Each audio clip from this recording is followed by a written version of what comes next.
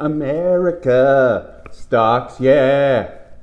America, stocks, yeah. Sure, some Americans celebrate freedom by wearing flag paraphernalia, drinking foreign-owned beer, and sacrificing digits to the firework gods. But in the world of finance, what better way to celebrate the strongest economy in the world's birthday by a good old-fashioned stock market rally?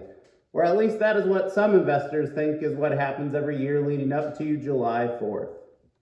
In today's video, I will be answering, do stocks really rally leading up to Independence Day? Why stocks usually perform well the first week of the month? When is the best time to jump into stocks pre-July 4th? And a special bonus swing trade featuring America's favorite wiener. Nope, not that one. No, not that one either. Oh, good God, man, definitely not that one. Come on, this is a family show. But first, if you don't mind, tip the like button for this former calf maker and hit the subscribe button to make this old bull's dream of becoming the first bovine American to make a living on YouTube come true. Lastly, shout out to Mike Jones Investing. He has been talking about how the stock market traditionally rallies into the fourth in his videos lately, which inspired me to look into whether or not that is actually true. If you're not already subscribed to Mike Jones Investing, you definitely should. He is one of the best in the business, and I've learned a lot from watching his channel. So, do stocks traditionally rally into Independence Day? First, let's go to Mad Money's Jim Cramer, who changes his mind about stocks so often CNBC might as well get Jim his own line of flip-flops. Cramer reported last year on investor Larry Williams' 4th of July trading strategy. Williams likes to trade the S&P 500 as stocks traditionally rally from late June through early July. Williams looked at the S&P 500 for the last 21 years and concluded that buying the benchmark index in the handful of days leading into July 4th tend to yield positive results.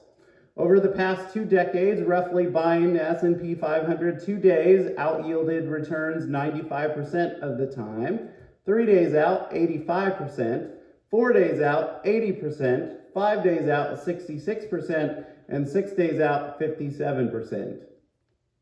Cramer goes on to say, just remember to use a stop-loss order as Williams likes to let this run for 2 days and then sell into the first profitable opening. The Street and Market Watch back up Williams' strategy. According to iSpy EDF founder Simon Meerhofer, a guy who looks like he had one too many beers on the boat this weekend and forgot to apply sunscreen. Since the year 2000, the S&P 500 has traditionally traded higher, most often in the first session of the month of July, Monday in this year's case. The S&P returns on that day an average of 0.35% and boasts a win rate of 83.33%. For the first trading day in July, the Dow Jones Industrial Average has a win rate of 77.77% and the NASDAQ Composite of 72.22%. Simon found, however, that in midterm election years, the S&P usually doesn't rally until October. But what causes stocks to rally up to July 4th? Well, according to TradeMo, share prices often rally ahead of long weekends and 3-day holidays such as Thanksgiving and Independence Day in the United States. This has been attributed to a simple optimism and high spirits among traders. There is also a more fundamental basis, however, as consumers tend to spend more over holidays. This can push up the share price of retailers in particular.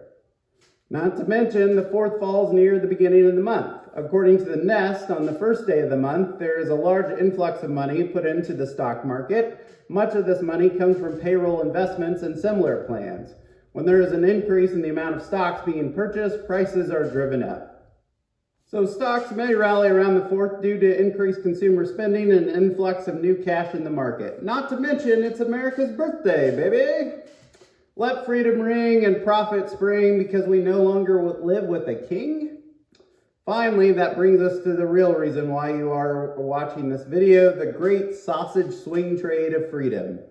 So I was looking at this package of hot dogs on Reddit and thinking to myself, how many would you have to consume to get a buzz going before at some point figuring out I'm a sucker for Photoshop. But then I thought surely hot dog stocks can't go up in summer just because everyone spends their summer grilling hot dogs and hamburgers. Surely not one hot dog stock in particular goes up around the 4th of July just because they have a famous nationally televised hot dog eating contest.